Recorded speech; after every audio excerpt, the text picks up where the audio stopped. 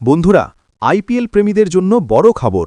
অবশেষে ঘোষণা হয়ে গেল আইপিএল 2026-এর প্রথম পর্বের সূচি। কবে শুরু হচ্ছে টুর্নামেন্ট, কারা খেলবে উদ্বোধনী ম্যাচ, আর কবে মাঠে নামছে কলকাতা নাইট রাইডার্স, সব বিস্তারিত জানাবো আজকের এই ভিডিওতে। তাই ভিডিওটি শেষ পর্যন্ত দেখুন।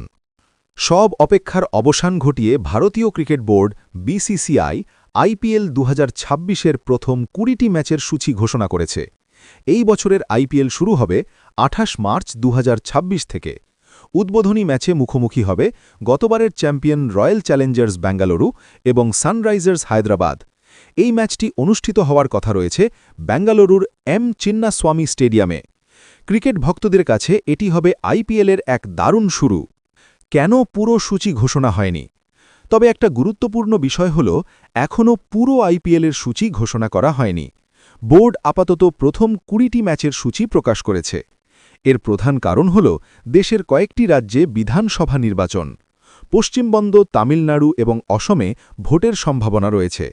এই 3টি রাজ্যেই আইপিএলের ম্যাচ অনুষ্ঠিত হয়। তাই নির্বাচন কমিশনের সময়সূচি ঘোষণার পরই বাকি ম্যাচগুলোর সূচি ঘোষণা করা হবে। এবার আসা যাক কলকাতার দল কলকাতা নাইট রাইডার্স বা কেকেআরের দিকে। কেকেআর তাদের অভিযান শুরু করবে 29 মার্চ। প্রথম ম্যাচে তাদের প্রতিপক্ষ হবে মুম্বাই ইন্ডিয়ান্স।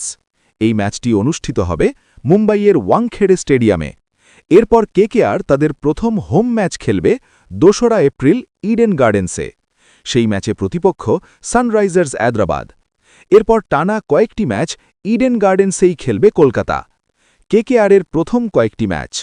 কেকেআরের প্রথম দিকের ম্যাচগুলি হল 29 মার্চ মুম্বাই ইন্ডিয়ান্স বনাম কেকেআর, 2রা এপ্রিল কেকেআর বনাম সানরাইজার্স হায়দ্রাবাদ, 6 এপ্রিল কেকেআর বনাম পাঞ্জাব কিংস, 9 এপ্রিল কেকেআর বনাম লখনৌ সুপার জায়ান্টস।